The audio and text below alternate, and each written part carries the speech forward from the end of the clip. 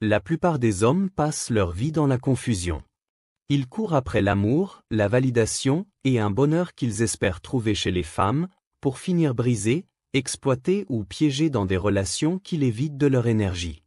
Mais il y a 200 ans, un philosophe a osé mettre des mots sur cette réalité.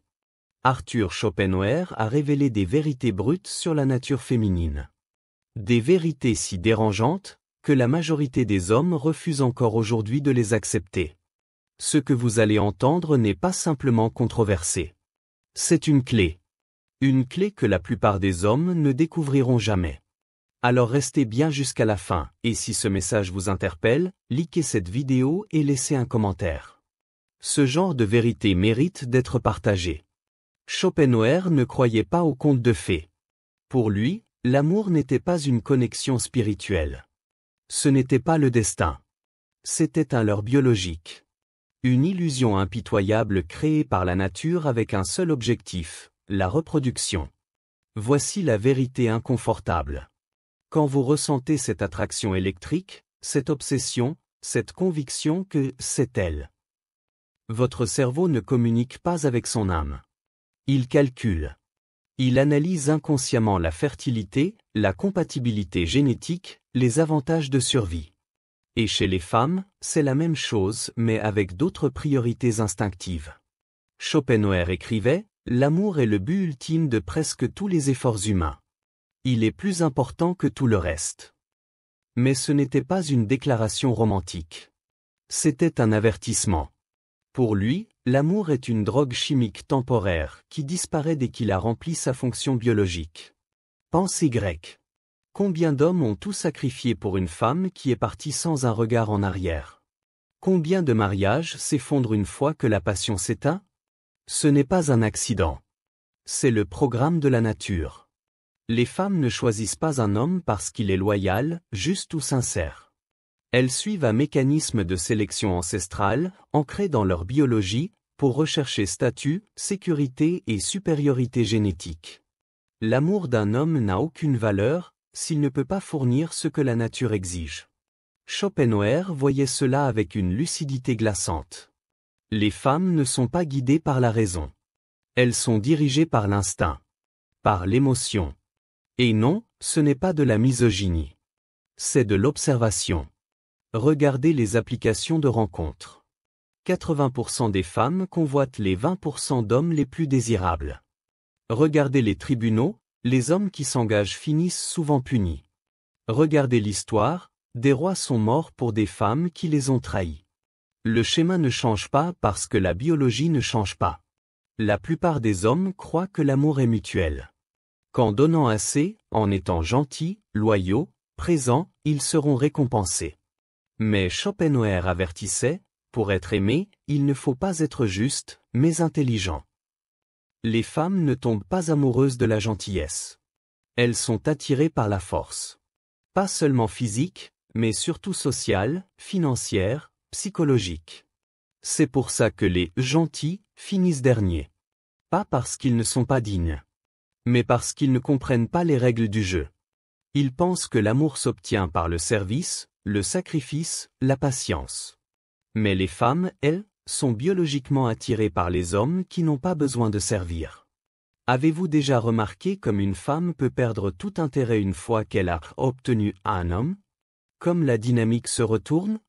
Schopenhauer appelait cela la tragédie de la possession. Le frisson n'est pas dans la stabilité. Le frisson est dans la conquête.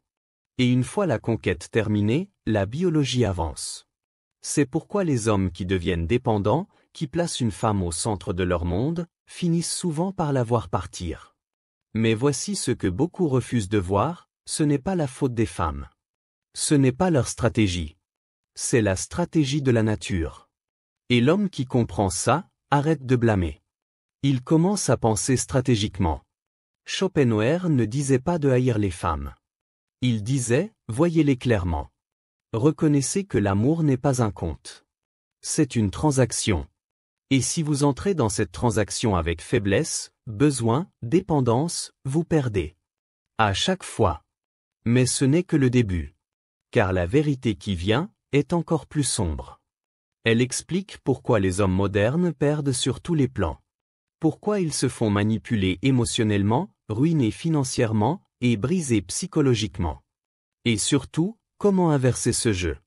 Alors si ce message vous parle, commentez avec un feu et partagez-le avec un frère qui doit l'entendre. La suite va vous choquer.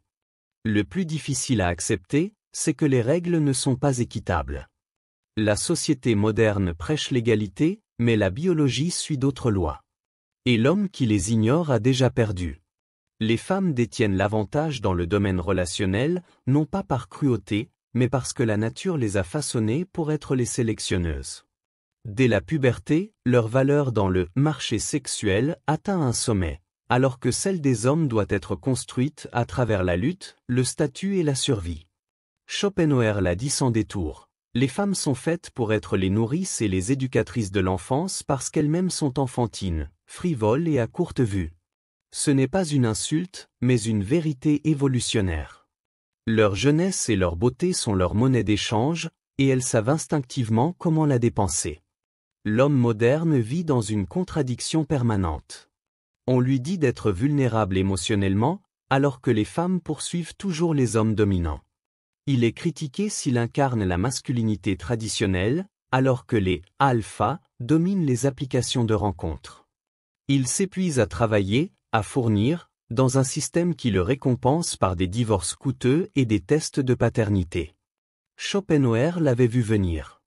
Mais aujourd'hui, les femmes modernes ne se contentent pas de suivre leur nature, elles l'ont transformée en arme. Les réseaux sociaux ont fait de l'attention une monnaie, et l'homme moyen en est devenu l'ouvrier gratuit.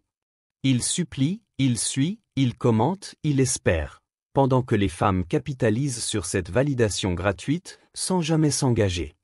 Pourquoi? Parce qu'il a été programmé pour croire que le dévouement suffit. Mais Schopenhauer avait déjà compris que l'amour féminin est conditionnel. Il est lié à l'utilité. Un homme n'est pas aimé pour ce qu'il est, mais pour ce qu'il apporte. Le jour où il cesse de fournir, l'amour disparaît. Ce n'est pas du cynisme, c'est de la survie. Si un homme stagne, elle le méprise. S'il régresse, elle le remplace. Et la société moderne l'encourage à le faire. Schopenhauer divisait les hommes en deux catégories, ceux qui servent et ceux qui sont servis. Le mâle bêta s'épuise à prouver sa valeur. L'alpha l'impose naturellement. L'un mendie la loyauté, l'autre inspire l'obsession. Vous le voyez partout, cet employé de bureau qui sacrifie sa santé pour une promotion, en espérant que sa femme le respecte à nouveau, ce passionné de musculation qui transforme son corps, pour finalement comprendre que les femmes ne le veulent que pour le sexe, pas pour un engagement. Ce type qui dépense tout son salaire pour une fille qui disparaît dès qu'un homme de plus haut statut arrive. Ces hommes ne sont pas des victimes. Ils sont volontaires. Mais Schopenhauer n'a pas fait que décrire le problème. Il a donné la solution. La première règle pour survivre, c'est de voir le monde tel qu'il est et non comme on voudrait qu'il soit. Le jeu est truqué, mais seulement si vous continuez à jouer avec les mauvaises règles. Car au fond, ce n'est pas une histoire de femme. C'est une histoire de vous. Et à l'instant même où vous l'admettez, tout commence à changer. La psychologie moderne confirme ce que Schopenhauer avait compris depuis longtemps, les femmes n'attaquent pas frontalement. Elles n'imposent pas leur pouvoir de manière visible. Leur arme est invisible, instinctive et incroyablement efficace, l'influence émotionnelle. Alors que les hommes utilisent la logique ou la force, les femmes façonnent la réalité par la perception. Elles ne dominent pas. Elles vous font croire que vous avez choisi. Quand un homme veut quelque chose, il le demande. Quand une femme veut quelque chose, elle vous fait penser que c'était votre idée.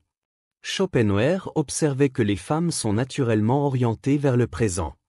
Cela leur donne un avantage redoutable. Elles perçoivent les micro-expressions, les intonations, les dynamiques sociales avec une précision presque surnaturelle. Pendant qu'un homme pense avoir une conversation, elle mène un interrogatoire silencieux. Depuis le premier rendez-vous jusqu'au papier du divorce, ce sont elles qui guident les interactions par des tests subtils. Et la plupart des hommes échouent sans même savoir qu'ils étaient testés. Le test de la conformité, à quelle vitesse vous changez vos plans pour elle. Le test du cadre, est-ce que vous gardez votre position ou cédez à ses émotions. Le test d'investissement, est-ce que vous courez plus après elle qu'elle après vous? Schopenhauer appelait cela la tyrannie des faibles. Les femmes utilisent leur vulnérabilité apparente pour contrôler des hommes plus forts. Celui qui tombe dans le piège devient un esclave. Celui qui le reconnaît devient inarrêtable. Et voici ce qui libère, comprendre que la nature féminine n'est pas personnelle. Elle est biologique. Vous arrêtez de supplier. Vous commencez à construire. Les mensonges les plus dangereux ne sont pas ceux que les femmes disent aux hommes, mais ceux que les hommes se racontent à eux-mêmes.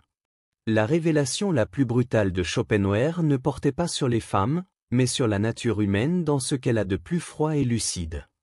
Mais après avoir exposé les dynamiques du pouvoir et de l'attraction, il a offert quelque chose d'encore plus précieux, le chemin vers la libération. Ce n'est pas une guerre contre les femmes. C'est un dépassement de tout ce jeu. Les hommes les plus puissants de l'histoire ne couraient pas après l'attention féminine. Ils bâtissaient des empires. Et c'est pour ça qu'elle les suivait. Le bonheur ne vient pas d'être aimé. Il vient de se conquérir soi-même. Voici les 3 piliers de la masculinité inébranlable. 1. Souveraineté financière. Schopenhauer écrivait que l'argent est le bonheur humain à l'état abstrait, non pour ce qu'il permet d'acheter, mais pour la liberté qu'il garantit. Celui qui contrôle son argent contrôle sa vie. 2. Profondeur philosophique. La majorité des hommes vivent en pilote automatique. L'homme exceptionnel lit, débat, remet en question, pense par lui-même. Il développe une vision claire. 3. Maîtrise physique. Le corps n'est pas juste un outil de séduction. C'est l'instrument de votre volonté. Faiblesse physique égale faiblesse mentale. Schopenhauer disait, la meilleure façon de ne pas être très malheureux, c'est de ne pas s'attendre à être très heureux. Ce n'est pas du pessimisme. C'est une armure. Quand vous cessez de chercher l'amour, la validation ou la justice, elle commence à venir à vous. Parce que vous vous êtes retiré de la foule. Vous êtes devenu le prix. Ce combat entre hommes et femmes n'est pas personnel. C'est un théâtre biologique millénaire. L'homme qui se réveille ne se plaint plus. Il s'adapte. Il construit une vie si forte, si claire, que les femmes n'ont que 2 options, s'aligner ou vous regarder de loin. Et la leçon finale de Schopenhauer résonne plus que jamais, nous sacrifions les 3/4 de nous-mêmes pour ressembler aux autres. Maintenant, vous avez le choix, continuez à courir après des illusions, ou vous éveiller à votre véritable puissance. La pilule rouge, ce n'est pas la haine. C'est l'amour de la vérité, suffisamment profond pour vous reconstruire à son image. C'est ici que votre vraie vie commence.